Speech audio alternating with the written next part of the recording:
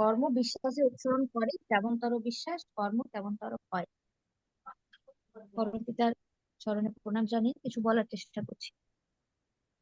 কর্ম বিশ্বাসের অনুসরণ করে, ঠাকুর বলছেন। ঠাকুরের জীবনের একটা ছোট কথা বলি। 22শে অক্টোবর 1961 সাল, সকালবেলা শ্রী শ্রী ঠাকুর আমাদের পার্লারে বসে আছেন। একজন দাদা, শ্রী বঙ্কিম কর দাদা ভাই এসে বসলেন। তার সাথে গুরুকরণ সম্পর্কে কথাবার্তা হচ্ছিল। এই ঠাকুরকে জিজ্ঞাসা করলেন যে দীক্ষা নেওয়ার কি দরকার আছে? ঠাকুর বললেন, যাই করুন, ইষ্ট পূজা না হলে দেবতা পূজা হয় না।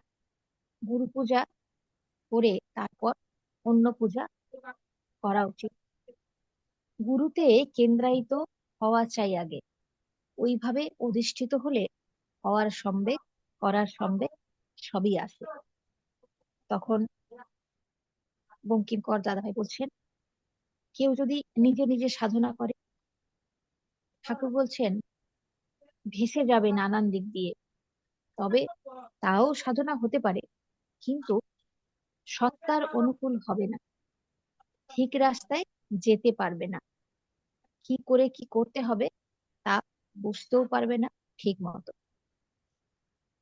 এই যে আলোচনার বিষয় যে কর্ম বিশ্বাসকে অনুসরণ করে, তো দীক্ষার কথা বললাম। এই ঠাকুরের এই আলোচনাটা বলার পিছনে কারণ হচ্ছে যে দীক্ষা নেওয়ার প্রতি বা সদ্গুরুর প্রতি বা ইষ্টের প্রতি যে বিশ্বাস, সেটা যদি না থাকে তাহলে মানুষ দীক্ষা নিতে চাইবে না। আর দীক্ষা যখন নেবে না, তখন ঠাকুর যে কথা বলছেন যে কিভাবে কি করবে সেটা তিনি বুঝতেও পারবেন না। বঙ্কিমকর দাদাভাই যেমন জিজ্ঞাসা করছেন যে তাহলে কি সাধনা নিজে নিজে হয় না? ঠাকুর বলছেন তাও সাধনা হবে, কিন্তু সত্তার অনুকূল হবে না।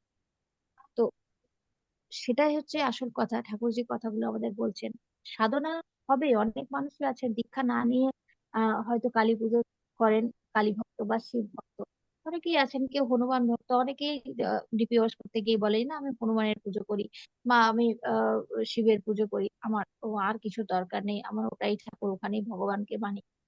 আবার অনেকে আছেন যে কৃষ্ণের পুজো করি, আমার আর ঠাকুরের অন্য দীক্ষা নেওয়ার দরকার নেই। তো নিলে কি হবে আর কি হবে না সেই জিনিসগুলো তাদের জানা নেই। আর আমি কর্মটা করব, আমি যে একজন সদ্গুরুর দীক্ষা নেব, সেই দীক্ষা নিলে যে আমি আরো ভালো পথে এগোবো সেই বিশ্বাসটুকুও নেই। নেই বলেই তার কর্মটা করা হয় না। ঠাকুর বলছেন না যে যেমন আহ যেমনতর কর্ম, যেমনতর বিশ্বাস কর্ম তেমনতর হয়। তো যদি বিশ্বাস হয়, ইষ্টগুরুর প্রতি, মঙ্গলের প্রতি, ইষ্ট দেবতার প্রতি যদি বিশ্বাস করে কেউ দীক্ষা নেয়, তার মতন করে চলে, তবেই তার ফলাফলটাও সে সেরকম পাবে, তার উন্নতিটাও সেরকম হবে, তার কর্মটাও সেরকম হবে। কিন্তু বিশ্বাস যদি না করতে পারে, সে কিভাবে করবে? সে ঠাকুরের কাজ করতে পারবে না, সে যদি ঠাকুরকে ভালোবাসতে না পারে। একটু আগে দাদা ভাই বললেন যে ইষ্টের প্রতি ভালোবাসা থাকতে হবে, তো সেটা যদি না জাগে, নিষ্ঠা না থাকে, তাহলে কোনো কিছুই হবে না। সেই আলোচনা এখানে শেষ করছি। জয়।